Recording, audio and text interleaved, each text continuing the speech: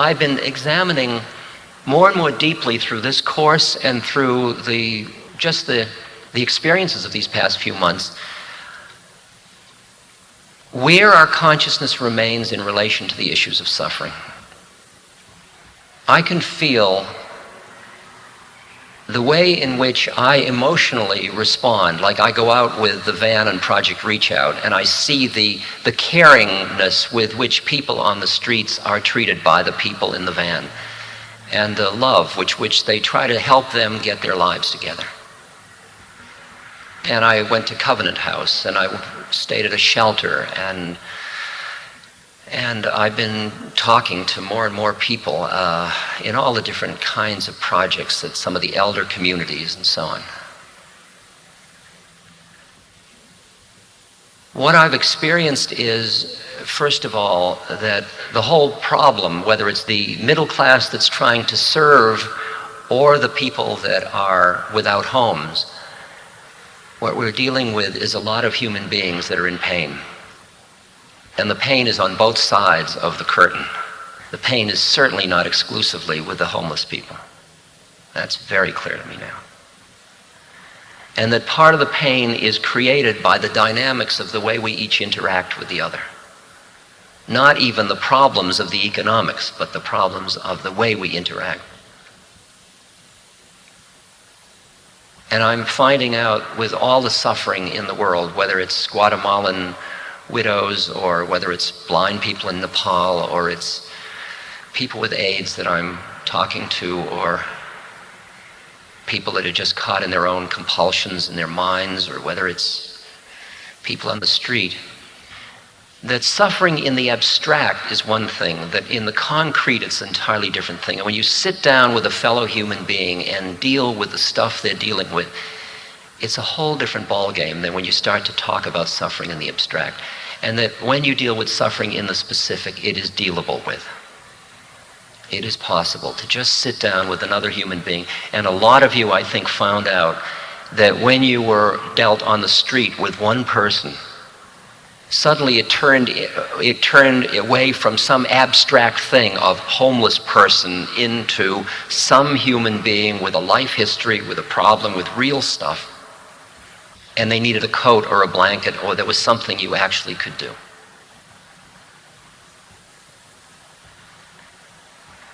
I must say that this past few months, my heart has also been in turmoil a lot, because sometimes I still don't know quite, I often don't know what to do.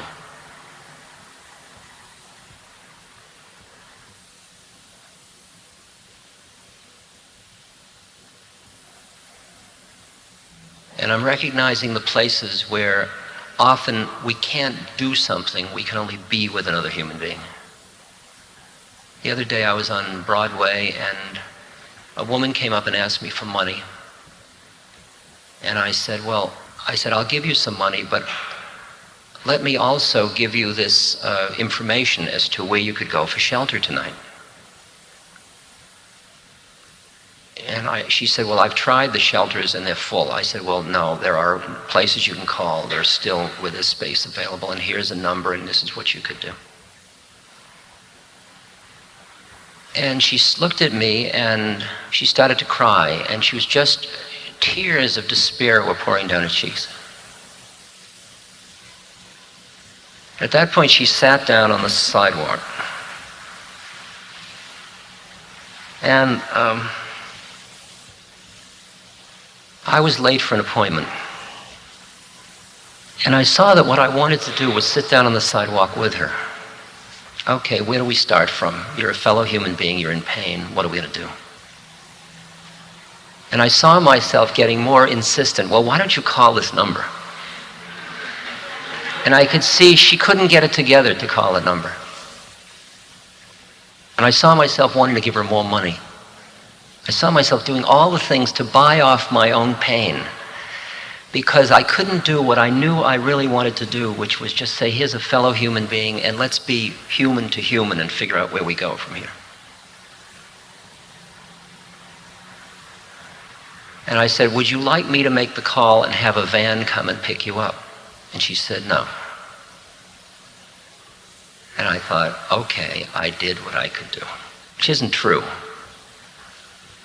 But I respected her right to say no. Because I could have sat down with her and said, well, why don't we just sit together for a little while? It was raining lightly. Something else would have happened. And I can feel the pain in myself that my own style of life is such that it excludes actions that I know in my heart are true to my heart. Can you hear what the thing I'm trying to deal with? I'm not saying that that the society's ever going to function where you sit down on the ground, but you never know. The other justification I give to myself is that all of this work with Listener's Action, with this class, with homeless, with all of this, is part of my spiritual work on myself. Because I am trying to understand what real karma yoga is about, what real seva is about. That is the kind of service which is rooted in devotional yoga, which is the kind of service where you are the breath of God, where you are serving out of the collective compassionate heart, where it isn't me doing it for you, it is that I have surrendered into that force in the universe which heals, and I'm just part of the healing thing. And as such, this 3 months has been what you look for, which I hope you've all been looking for, are the places you get stuck. Like that woman on that street, she caught me. It wasn't wrong, there were no goods and bads. I did what I could do, she did what she did, and life goes on. But at the same moment, I could feel the places in me where I was sticky, where I got caught in my ego, I got caught in my insecurities, I got caught in my desires to make it all better for everybody. All of that's part of it too. You got to examine that one too.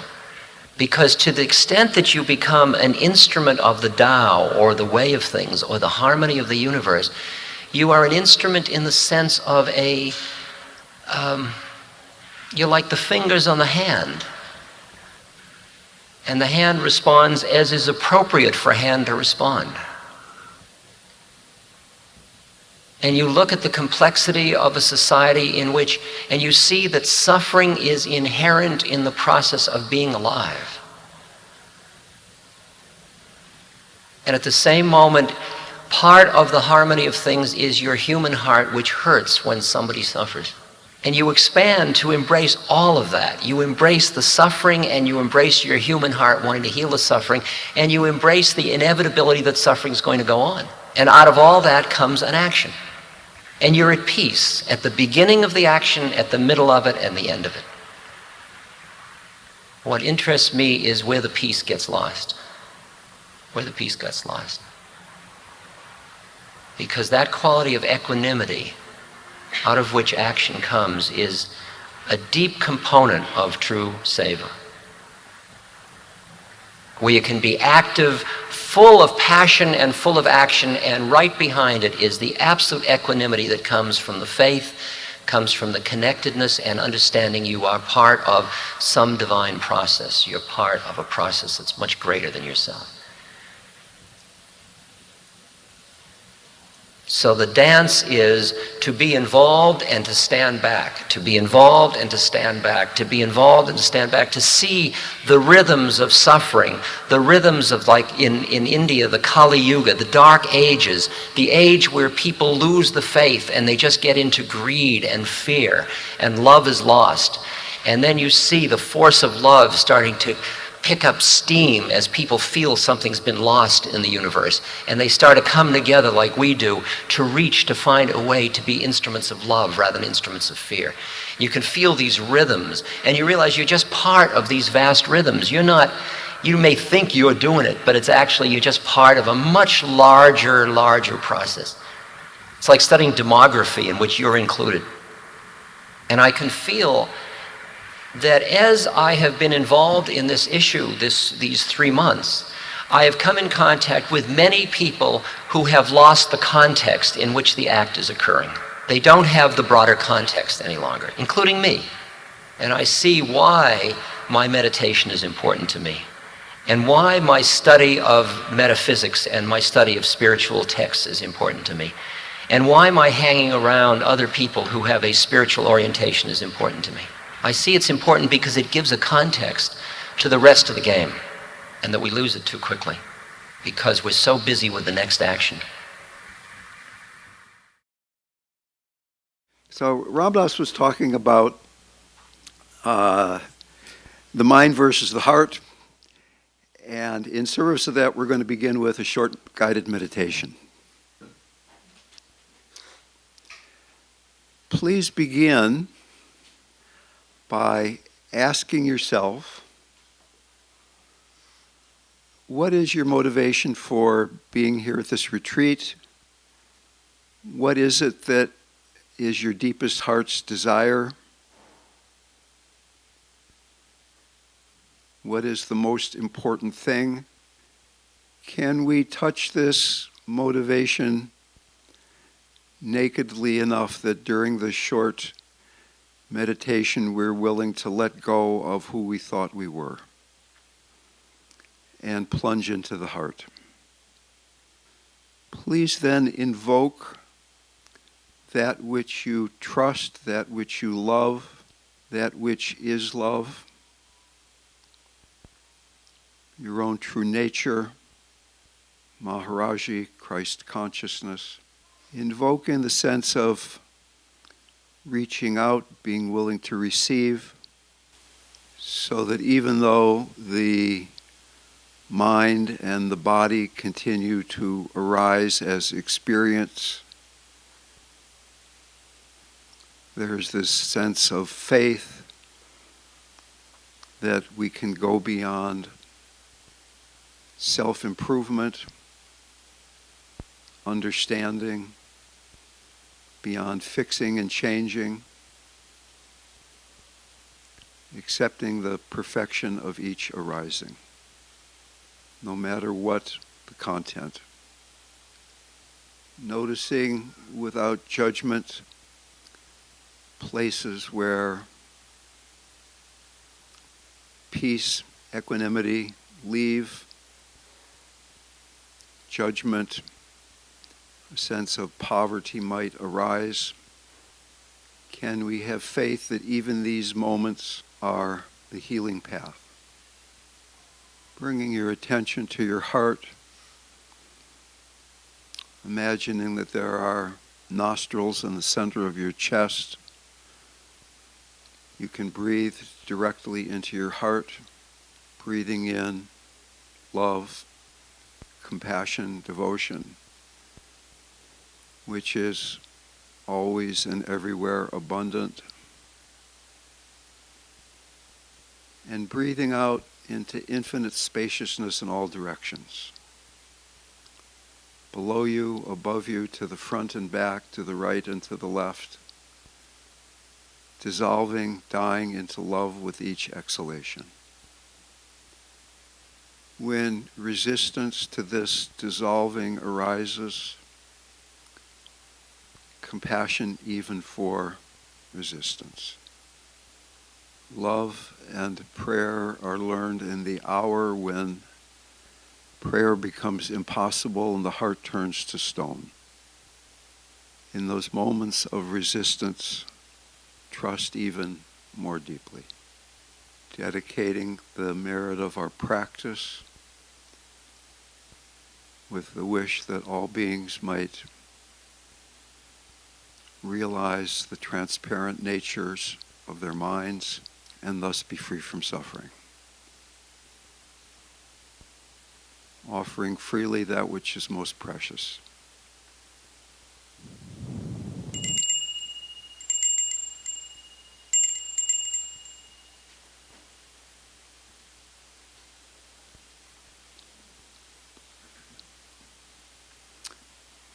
Often it is said that the most important part of the meditation practice is right after the bell.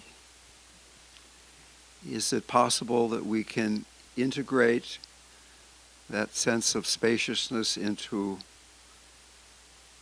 a conversation that has a lot of interesting ideas, some of which hopefully will be interesting?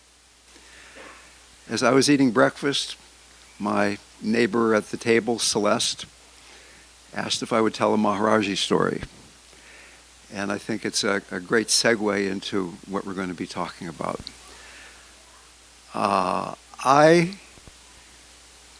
have a PhD in mathematics and went right from Stanford to India. As you can imagine, my mind was extremely busy when I got there. And I found myself sitting in front of Maharaji, just recently have gotten there. I was sitting with another Westerner named Mohan. Some of you may know Mohan. If you have, he is unforgettable. And a bunch of Indian devotees. So it was Mohan and me and a bunch of Indians and Maharaji. And Maharaji turned to us, to Mohan and me, and said, "How much do you pay for milk in America?" And Mohan did a quick calculation in his head and said, "Maharaji, we pay X amount of rupees per kilo of milk," which is the way, of course, you pay for milk in India. And Maharaji turned to the Indians and said, in Hindi, he was talking in Hindi, he said, "Can you believe how much they pay for milk in America?" And he went on and on and on. He was talking for about 10 minutes. And I'm sitting there beginning to think, maybe this guy isn't who Ram Dass told me he is. I mean, I've come all the way to India to talk about the price of milk. And he turned back to us again and said, "How much was it again?" And Mohan told him again. And once again, for about 10 minutes, he went on talking and talking about the price of milk. And I was getting a little frustrated. I mean, I wanted to get enlightened, right? That was why I was there. And all of a sudden, there was an explosion in my mind, an epiphany. I don't know how I can convince you of this, but I knew it was a direct message from Maharaji. And what he was saying was, we can talk about interesting things, but that just busies up the mind. If we're talking about trivia, it allows us to plunge into the ocean of love. And I went into this bliss state that I was in for the rest of the day. I could barely talk. So I am going to say some really interesting things for the next 45 minutes or hour or so. And yet I would encourage you to remember what Ram Dass was saying at the end of that second tape about there's the mind and there's the heart. And yes, the mind will like to accumulate some of what's being said, which is completely fine. But if we can do that accumulating in the context of remembering what is most important, us being together, us sharing this room, exploring compassion together, then the words become, I think, contextualized in a very important way. We can look around the room and see older, younger, bigger, smaller, male, female, more hair, less hair, all those things. We can look inside of our experience. Sometimes there's thinking, sometimes there's sensing in the body, breath is going in and out, hearing a sound. Is there a way to be with our experience and be with that which is not changing from moment to moment? With a mala, all the beads are slightly different, but there's a cord that goes through all of the beads. One cord. Can we look outside? Can we look around the room and see how there are all these differences, but at the same time, can we see that which is the same in each one of us? So that Ram Dass was pointing out that compassion is not just about compassion for the other person, but very often, in fact, compassion needs to be for ourselves. On His Holiness the Dalai Lama's third visit to America, he said, "Now I'm beginning to understand," and it makes me very sad, you Americans don't like yourselves, which is a very sad thing. I remember once I was at a Tibetan empowerment, and the Lama said, okay, we're all going to open our hearts, so everybody please think about your mother. And then he said, oh, wait a minute, this is America. That doesn't mean your heart is going to open. Another very sad thing.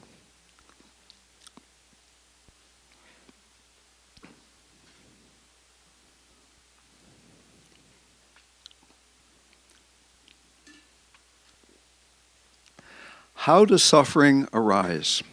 I run the Living Dying Project. Right now, two old friends of mine are dying of metastatic cancer.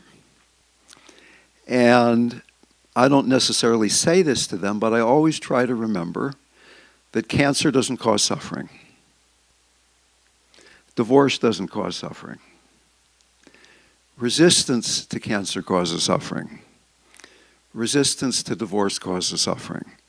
And, of course, for almost all of us, there will be resistance to cancer. There will be resistance to divorce. There will be resistance to loss. But if, in fact, we are blaming what is happening for our suffering, rather than taking responsibility for what we are feeling, it will make it very difficult, and if not impossible, to have compassion for how that suffering is actually arising.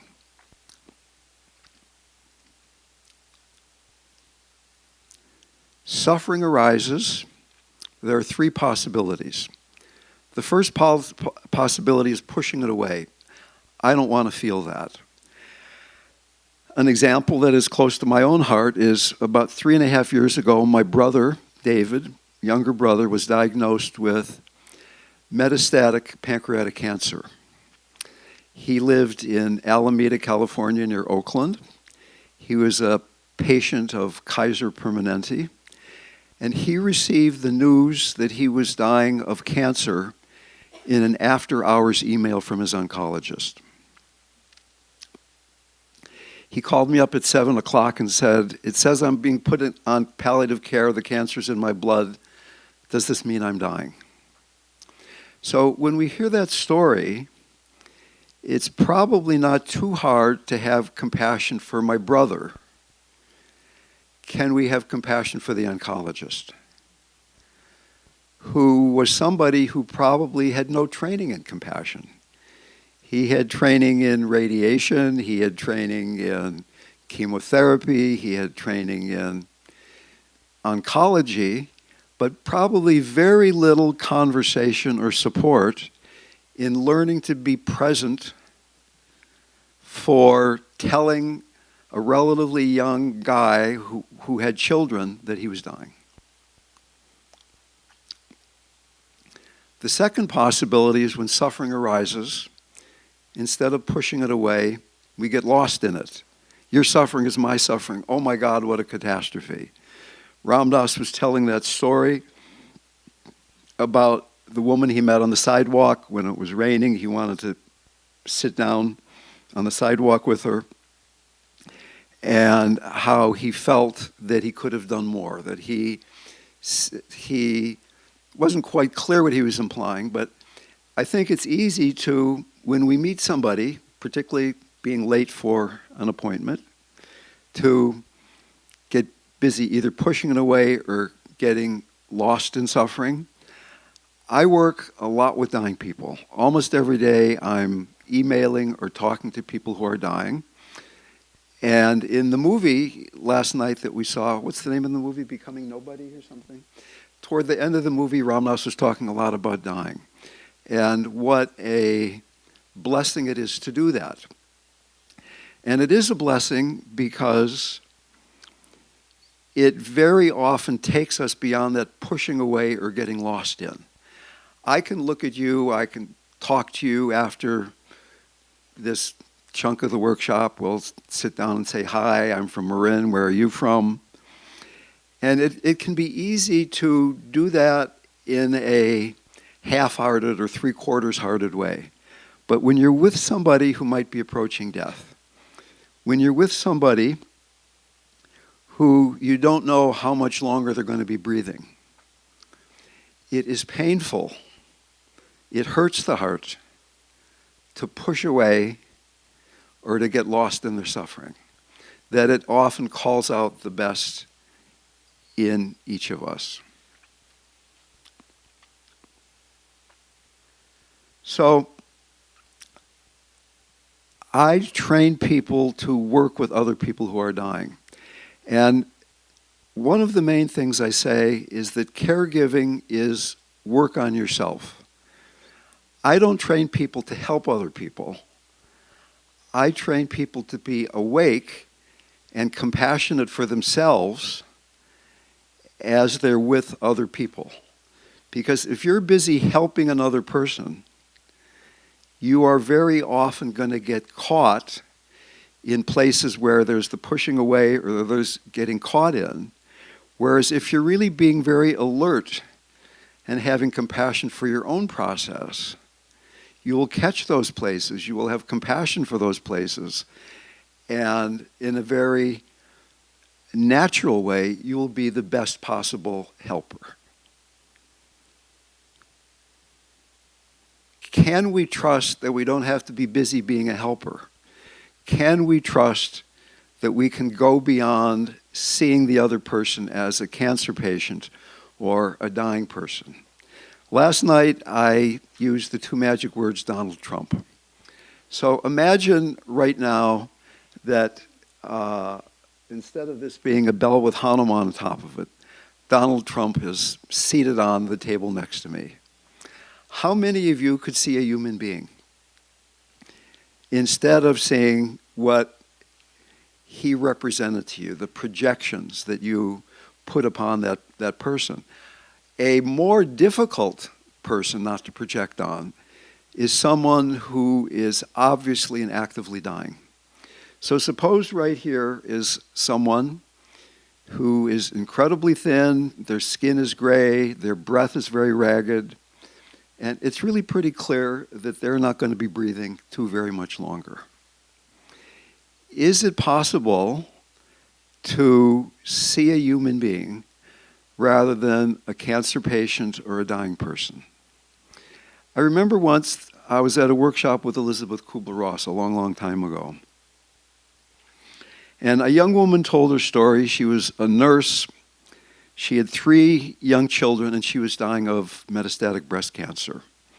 So Elizabeth called her up. She told her story in such an evocative way. Elizabeth asked the audience, how does her story make you feel? And Elizabeth had a blackboard. Back in those days, we had blackboards instead of whiteboards. And people called out adjectives of how the story made her feel. Angry, sad, frightened, frustrated. And one by one, Elizabeth wrote these adjectives on the blackboard. And at the end of all of this, Elizabeth asked the nurse, how do these reactions make you feel? And the woman said, I feel very lonely. Because people were caught in their reactivity rather than being with her as a human being. Traditionally, compassion in Asia is taught for the other person. This story the Dalai Lama told of, it makes me sad to see that you Americans don't like yourselves. Can you imagine what it is like to begin spiritual practice not liking yourself? I think we can all imagine that, because pretty much that's where we started, and that's probably why we started. So we're practicing to start liking ourselves. And yet, the nature of the heart is spaciousness. Truly in the heart, there is no one there. Someone is there in the mind, but not in the heart. So that going in the heart means, at least temporarily, dying to who we think we are. And if we think we're this ego structure, if we think we're this body, then going into the heart is going to be challenging. Going into the heart in a way very directly confronts our fear of death.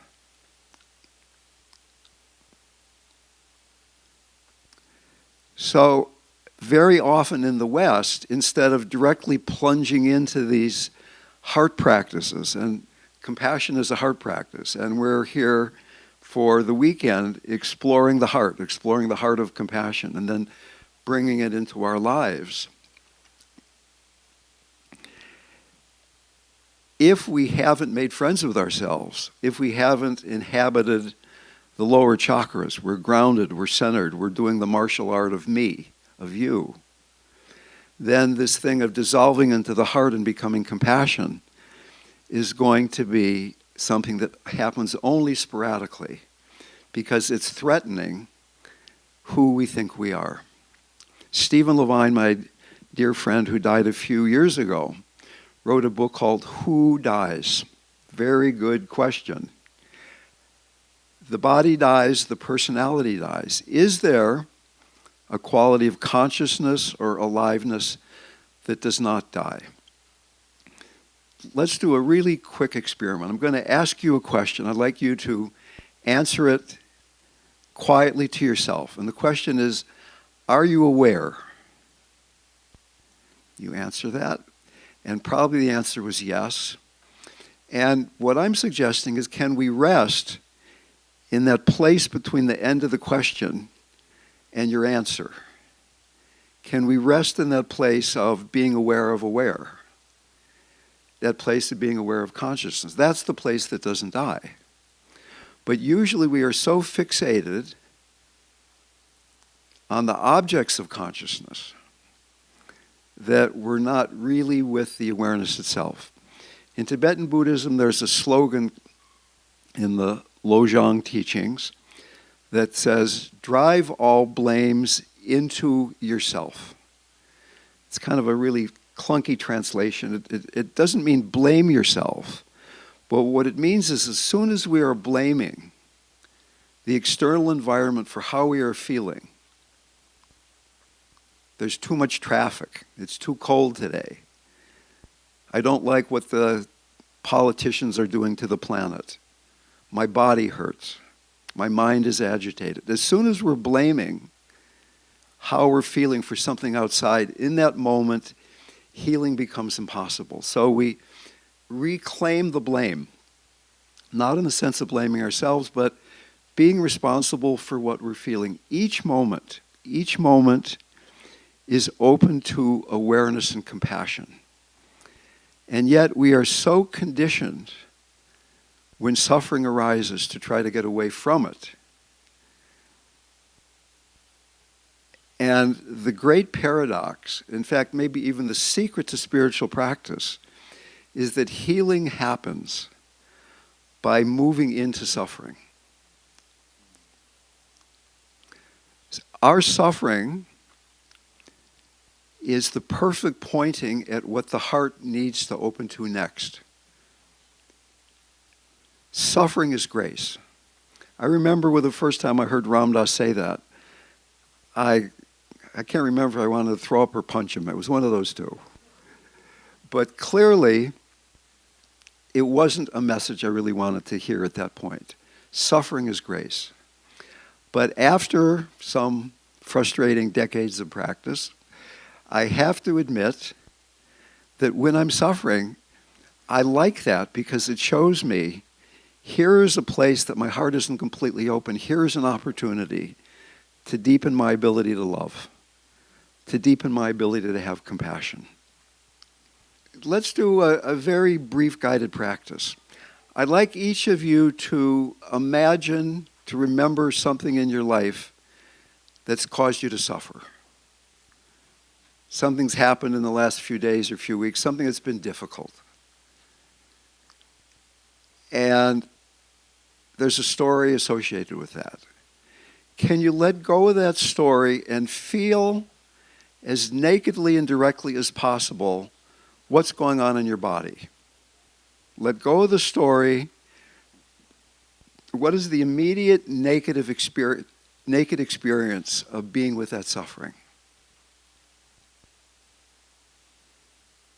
And then secondly, can you open your heart to a body that is feeling that?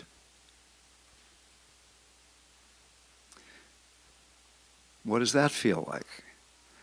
Usually when suffering arises, we fixate on the trigger. We fixate on, I am suffering because of what's going on out there. And we get caught in the story. So that the way through is letting go of the story, coming into the heart. First awareness, then going into the heart. For those of you who have studied Buddhism, there are the yanas of Buddhism, Hinayana, which is Theravada, which is Vipassana practice, Mahayana Buddhism, Vajrayana, Tibetan Buddhism. The first stage of Buddhism is that all we have to do is pay attention to suffering. And in fact, Buddha has the Four Noble Truths. The first truth is that life is suffering, which is really a rather poor translation of the word dukkha, that life is unsatisfactory. As long as we're caught in the realm of duality, we'll be getting too much or we're not getting enough, or we'll be getting it too soon or we'll be getting it too late. There will be unsatisfactoriness. But the second noble truth is that unsatisfactoriness is caused by attachment. And the third is, if you give up attachment, there won't be any more suffering. Okay, so the way through is to give up attachment.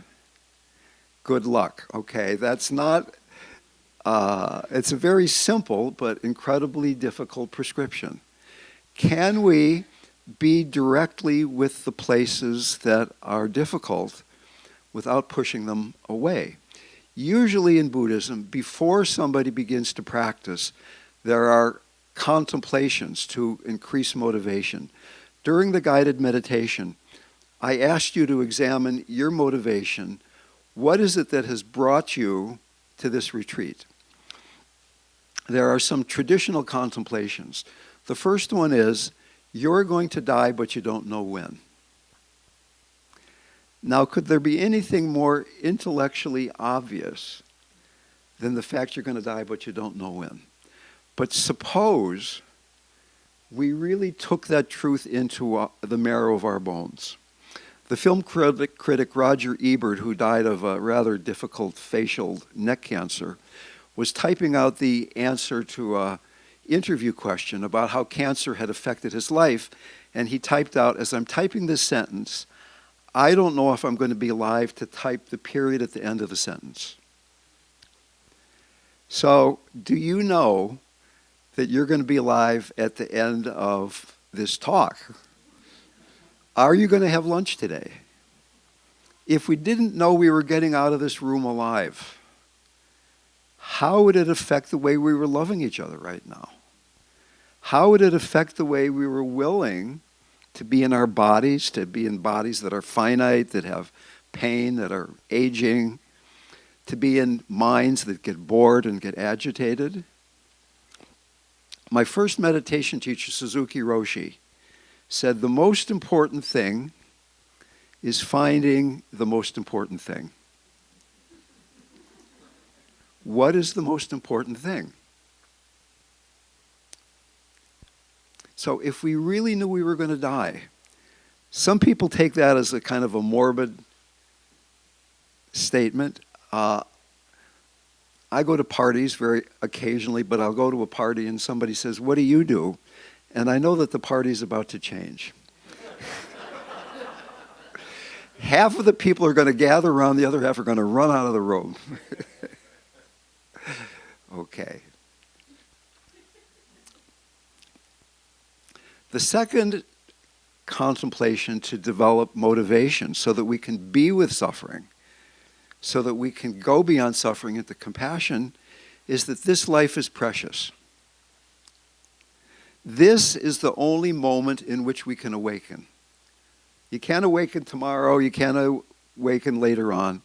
It can only happen right now. Can we so deeply plunge into that consciousness, that place between are you aware and yes? Can we rest in that place? It's difficult to rest in that place because the ego structure doesn't exist. The ego is a verb. You hear, you think, you smell, you ego. Neuroscientists have found that there is no one place in the brain that is I. When they ask people to think about I, all these different places light up in the brain. And when people think about not I, all these other places, interspersed with the I places, light up. There is no I, there's no ego in the brain. It is a structure that we've created, a process that we've created in order to navigate our lives. How lightly can we hold it? How much can we know that that is the cause of our suffering, that identification? You're going to die, but you don't know when. Life is precious. How many people on this planet have the luxury of coming to Ojai for 3 or 4 days, sitting in a room and talking about compassion and God and Maharaji and love, and they're not preoccupied with their children not starving to death or dealing with the dictatorship or the fact they're almost dying or the fact that they have to work 18 hours a day to support their family? We have a great gift to be able to come and do what we're doing here together. The Buddha said that only 1 out of 1,000 people truly enters on the path. And out of 1,000 people who enters the path, only 1 gets to the end. So if you can do your multiplications, that's 1 out of 1,000,000. I don't know if the odds have changed since the day of the Buddha. You think it's gone up or down? How many people say up? I think it's gone down, but whatever. In fact, here's a really fascinating Buddha story. The Buddha said that in the 500 years after I die, many, many people will reach liberation by following the Dharma, by following my teachings. And in the 500 years after that, many people, but fewer, will reach liberation. In the 500 years after that, fewer still. So that after 10 of those periods, after 5,000 years, the concepts of Buddha and Dharma, liberation and the path to liberation, will be lost from this earth and the Maitreya Buddha will show up. But that there will be a 100-year period that started in the 1950s in which the Dharma would be readily available and that it was this very auspicious time to practice. You could remember in 1950s, for those of you who are alive, probably not too many of you, but you could read the books, that in those days, there were not that many people practicing. People in Kyoto, people in the Amazon jungle, people in Jerusalem. And it's not too hard to imagine in 2050 that the Chinese dictatorship will not give you time to practice, or that the hole in the ozone layer will be such that you can barely find water to drink, or who knows what it will be, or that the robots will keep you so busy that there won't be time really to meditate. But that right now, you can go to the local bookstore and buy the Wisdom of the Ages in paperback form, and that all these teachings are, these precious teachings are readily available. You're going to die, but you don't know when. Life is precious. There is karma. What we do, think, or say has an effect. Every thought has an effect. Imagine how simple your life would be if you were motivated by compassion. Each time you acted, it was, what is the compassionate thing to do? For me, for the people around me, for the planet. Not, are they going to like me? Am I going to get enough? What does this really mean?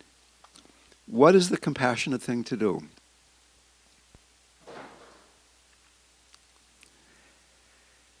And the last truth is that there is suffering, that when we act with attachment, there's going to be suffering. Can we take these 4 motivating truths, gather them together as if they were a precious bouquet, and use that as a motivation for developing a compassionate heart? There are defining qualities of the compassionate heart. The 3 of them are, it's a warm heart, it's a connected heart, and it's a spacious heart. So, Ramdas didn't really use those terms, but he really implied those things in a lot of what he was saying. When he was sitting with that woman or talking to that woman on the sidewalk, could he be connected? Right now, are we connected? Are you connected with your own self in a compassionate way? Are you connected with what's going on in the room? If we connect through compassion, the room feels incredibly different. If we're just here collecting information, not so much. Okay, a connected heart, a warm heart. When your heart starts getting cool, when you're not plunging into that warmth, no compassion. Somebody says, Maharaji, how should we meditate? And Maharaji said, to everybody's shock, meditate the way Christ meditated. Which, like, first of all, how would he know? Right? I mean, which, yeah, obviously. And then we said, Maharaji, how did he meditate? And tears started coming down Maharaji's cheeks. And he said he lost himself in love. He gave his body for the Dharma. He loved all mankind. He lost himself in love.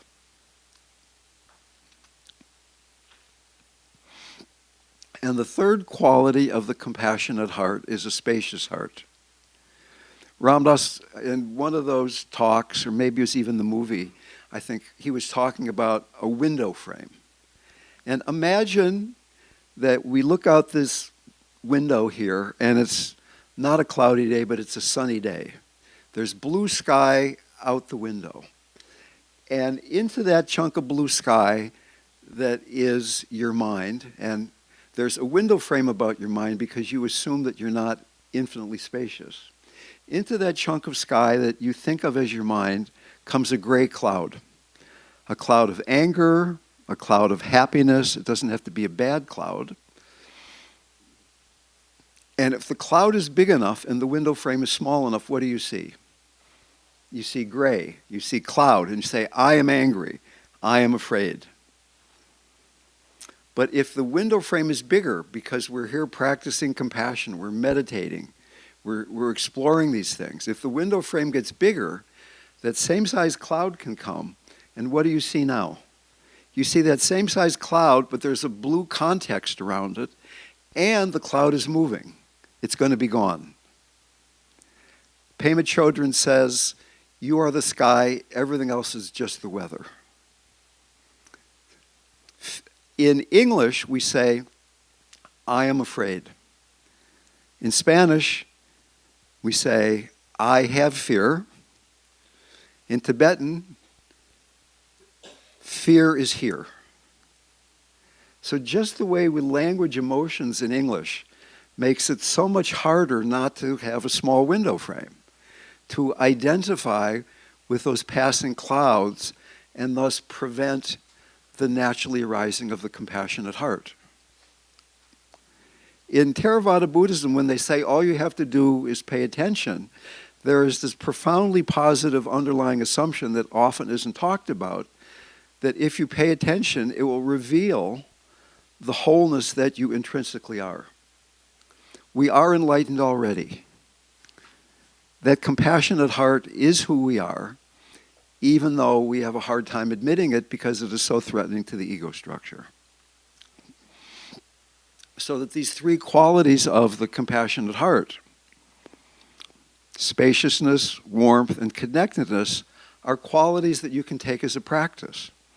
After the end of our talk today, you can say, take one of those three, take spaciousness, and just as you're going to lunch, as you're doing what you're doing for the rest of the day, keep asking yourself, is my heart spacious? If it's not, can I breathe some sky into my heart? Or am I connected to people? The Dalai Lama also goes on to say that a quality of compassion is the ability to equalize and switch yourself with another person. So that if I feel better than you, I'm the one with money and you're the homeless schizophrenic person on the sidewalk, and let me give you some money so that I don't have to feel your pain too much, then that's really not compassion. In Buddhism, there are far and near enemies of wholesome qualities. The far enemy of compassion is indifference. I don't really care about your suffering. That's your problem. It's not my problem. The near enemy of compassion is pity. You give somebody money to make your pain go away. And to an outside person, it can look like you're doing a compassionate thing, but really it's not coming from an open heart. The far enemy of loving kindness is hatred. Now here's the interesting and really provocative one. What do you think is the near enemy of loving kindness? It looks like love, it smells like love, but it's not love and it causes problems. What? What? I can't hear you. Righteousness? Not quite. Lust is part of it. The answer is attachment. And I would suggest that if you love somebody, Kelly's engaged to be married. She must love somebody, hopefully. That there's probably some mixture of love and attachment. Love expects nothing in return. Joseph Goldstein tells this wonderful story. He was teaching a Vipassana retreat. They were taking a break. He was walking down a country road. There was a very angry dog in an unfenced yard that was barking at him like, I'm going to bite you. And Joseph thought, I will send some loving kindness to this dog so the dog doesn't bite me. And he projected this, and the dog ran over and bit him. And he realized that he was not projecting loving kindness, he was projecting, please don't bite me. Attachment. And that usually, though, there's a mixture of love and attachment. And it's very instructive to learn to disentangle how much of your connection with yourself or somebody else is love and how much of it is attachment. We often find ourselves in the situation of seeing someone in need, maybe a homeless person. We would like to give something to that person. And how can we tell if we're doing this to make ourselves feel better or it's truly a compassionate act? And what am I begging for here? I'd like to talk about this tomorrow, because it's a rather large question. But what we are going to talk about tomorrow is that compassion is a heart quality. It's the fourth chakra. And for many of us, particularly in the West, and going back to the Dalai Lama's quote about often Westerners don't like themselves, that's because we haven't opened up the lower chakras. These Asian practices that are so popular were developed by and for people a few thousand years ago who were grounded, centered, didn't have an iPhone, loved their mommy and daddy, and that's nobody in this room, right? So very often when we're encountering someone else's suffering and we're not completely grounded and centered, the situation is threatening to the ego structure. If we create this foundation from which martial arts are done, the martial art of being you, the martial art of being me, hara, dantian, down in the lower belly, then there is this autonomous, independent person manifesting the Shakti, the chi of the universe through them. And then we don't need the environment to be supportive in order for the heart to be open. So everybody in this room knows people, and everybody in this room is a person for whom at times your heart is really open, and at other times somebody looks at you in a funny way or says the wrong thing and the heart really closes. I was talking to a friend of mine just 2 days ago. I was giving a talk at the San Francisco End of Life Network, and a dear friend of mine has fallen in love. And she's an older woman. She hasn't been in love for a really, really long time. And she said, it is the hardest thing I've ever done in my life. I didn't know how angry I really was. Right? And So when the relationship is not supportive, being supportive of I'm in love with you and aren't we great and isn't this a fantastic thing, then if we're not grounded and centered, it's too scary, the heart closes. So that tomorrow we're going to be talking about what can we do to create a foundation so the heart can stay open, whether the environment is supportive or not. When we were in India, there was a war going on. India was fighting with Pakistan. I remember one night a bunch of us were sleeping on the roof of the hotel we stayed at in the Palace Heights Hotel in Delhi, and planes were going overhead. We didn't know if they were Pakistani planes about to drop bombs on us or they were Indian planes trying to protect us. Turns out that it was Indian planes, fortunately. But at that point, later we went to be with Maharaji in Nainital, and we were just a few hundred miles from this war. And many thousands of Pakistani, eventually Bangladeshi people were starving. And Maharaji knew those people were starving, and yet he didn't do anything about it. He allowed starvation to go on, and yet it was clear from the miracles that he had done that he could just do that and food would appear. The loaves and fishes trick he had done any number of times if you read some of, like in Miracle of Love. So that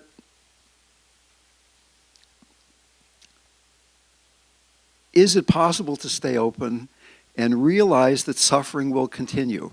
That sometimes it's right to do something about it, sometimes it's not. There's a story about the great poet Kabir. He had a son who had some powers himself, and Kabir's son pulled the dead body out of the Ganges River in Benares and brought this dead corpse back to life. But apparently this person was supposed to be dead. And Kabir said, now the house of Kabir is ruined because he was just using his powers. He was not doing it in an appropriate way.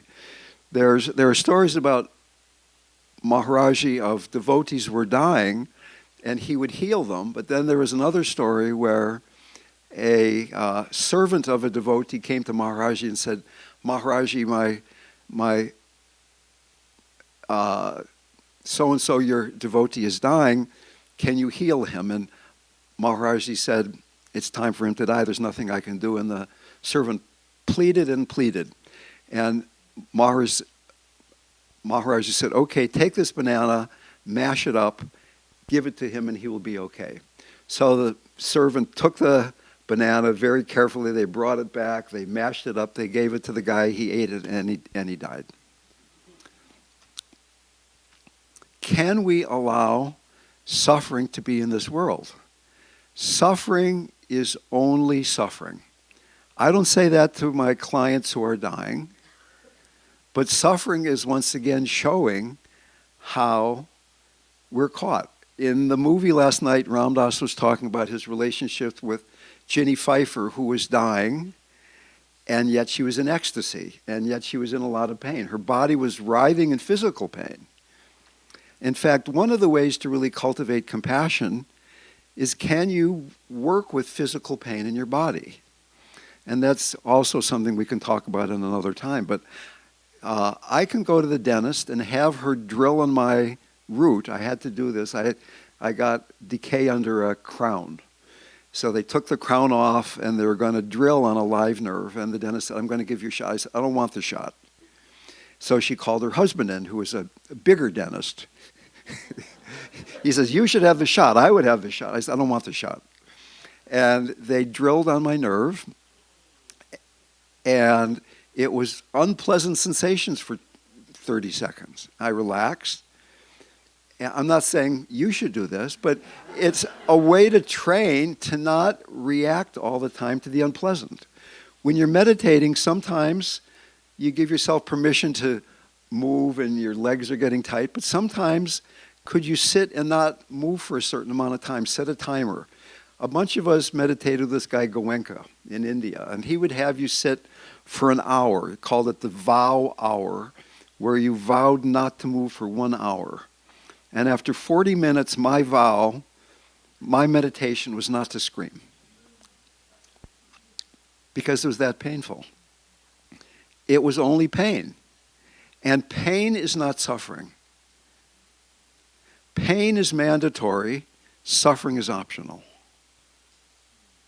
We all have pain. Pain is part of being in a body. Pain is part of being human. Suffering is our attachment to not feeling pain. So that the mind, the emotional body, much more complicated and manipulative and difficult to work with. But the body is a very immediate way of beginning to work with the pushing away of suffering.